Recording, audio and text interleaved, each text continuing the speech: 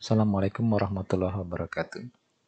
Setelah proses pembuatan kelas, ada konsep lain lagi di pemrograman objek, yaitu inheritance atau bahasa Indonesianya pewarisan. Nanti kita akan coba praktik dengan Google Colab. Pengertian dari inheritance adalah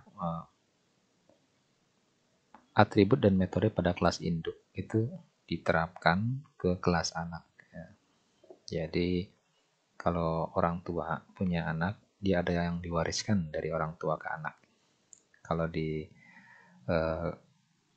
pemrograman objek adalah atribut dan metode atau operation.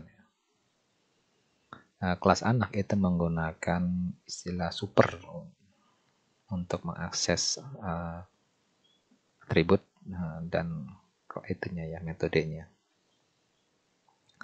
Ini kita akan coba dengan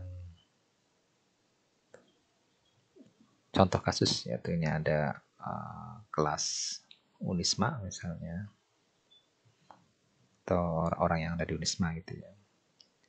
Itu dia punya atribut nama, status, dan jurusan gitu ya. Minus di sini berarti ini private. Kalau plus itu public, bisa diakses oleh luar ya. Harusnya di sini ada string, terus ada integer dan sebagainya. Tapi oke lah, kita abaikan sementara. Kemudian ada dua contoh operasi sederhana, yaitu salam, artinya mengeluarkan printout kata-kata salam. Kemudian ada printout dari informasi dari seseorang tersebut gitu ya, di kelas ini.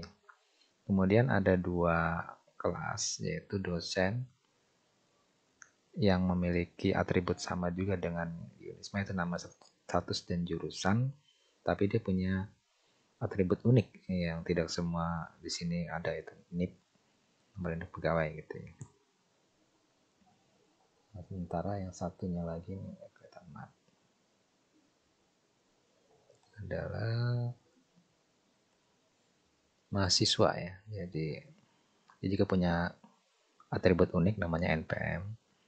Nah, mereka juga punya salam yang unik gitu ya, atau operasi yang unik ini, salam dosen, salam. Ini sebagai contoh aja, nanti print outnya apa keluar di sini gitu ya.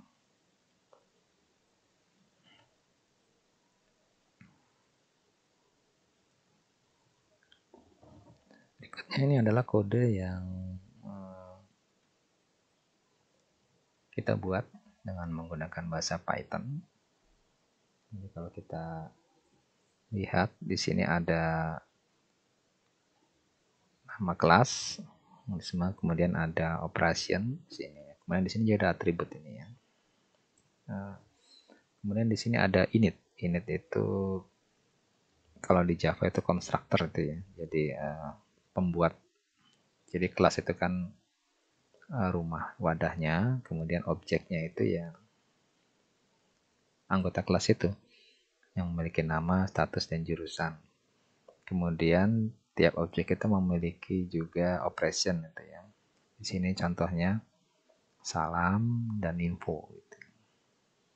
Biasanya init atau konstruktor itu di diagram ini nggak dimasukkan ya, karena emang selalu ada, harus ada ya konstruktor itu standarnya. Kemudian di sini untuk seluruh kelas ini memiliki operation atau metode atau fungsi. Selamat Hari Raya Idul Fitri gitu misalnya. Kemudian juga memiliki fungsi untuk memberi informasi itu ya, nama dan jurusannya itu ya. Kemudian di sini yang konsep inheritance itu di anak. Nah, di sini di dosen atau di mahasiswa. Nah, di dosen ini ketika objek dosen dibentuk, dia akan membutuhkan nama, status, jurusan, dan NIP gitu ya. Sementara yang diambil dari induk itu diberitahu dengan kata super, kurung buka, kurung tutup, titik, kemudian nama, status, dan jurusan. Nah, yang khasnya dia ya cuma ini, NIP. ini tambahannya yang di sini nggak ada. Kalau mahasiswa itu NPM, ya, karena mahasiswa punya NPM. Ya. Kalau dosen adanya NIP atau NIK gitu ya, nomor induk pegawai. Ya. Kemudian salamnya itu print kami ini adalah format standarnya ya. Jadi yang kurung kurawal ini akan berisi variabel status dan jurusannya. Gitu. Kemudian dia mengambil satu operasi dari induknya juga nih, karena pakai super dia induknya itu apa ya, salam ini. Di sini nggak disebutkan ada fungsi salam, tapi dia mengambil dari induknya kelas Unisma. Sama di kelas siswa juga dia mengambil, kelas mahasiswa mengambil metode dari induknya, yaitu yang salam ini.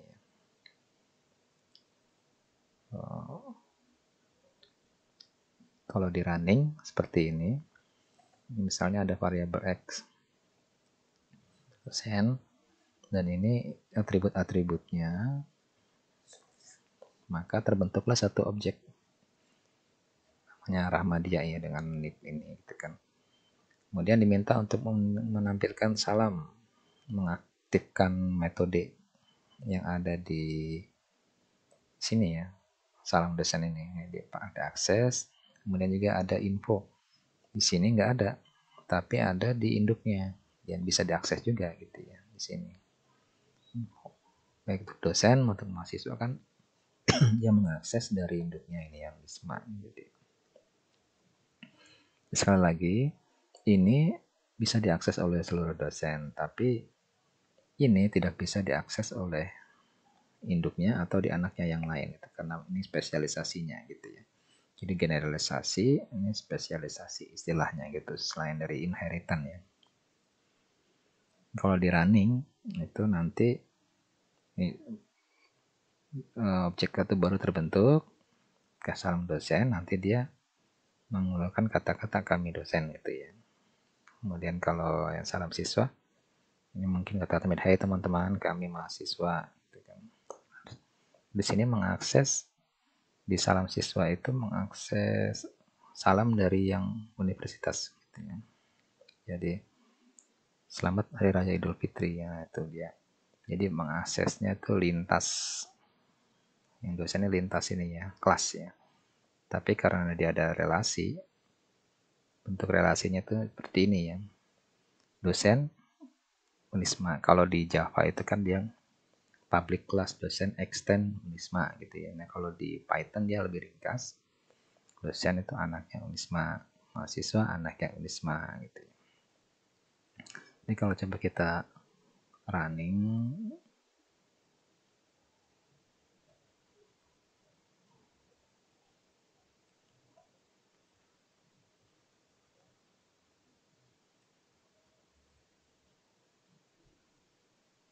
dengan Google Colab, akses saja Google Colab, terus kodenya itu dimasukkan. Ini ada kelas Unisma, kita running satu sel. Ini. Walaupun bisa digabung ya. Tapi lebih enak menggunakan sel karena dia kalau ada error ketahuan. Gitu ya. Ini nggak ada error. Kita running kelas anaknya ini, kelas dosen dengan menginduk dari kelas Unisma, kemudian kelas mahasiswa. Saya matikan dulu. Ke jalan terus di sini ada ini harus saja ya. Misalkan dengan nama variabel yang lain. Nanti objek pertama X itu menampilkan salam yang ini. Ya, kan isinya. Kemudian mahasiswa yang ini. Nah, gitu. Nah, jadi gitu konsep dari pemrograman objek ya. Jadi silakan coba menjalankan sendiri. Seperti ini, selamat mencoba. Sekian, assalamualaikum warahmatullahi wabarakatuh.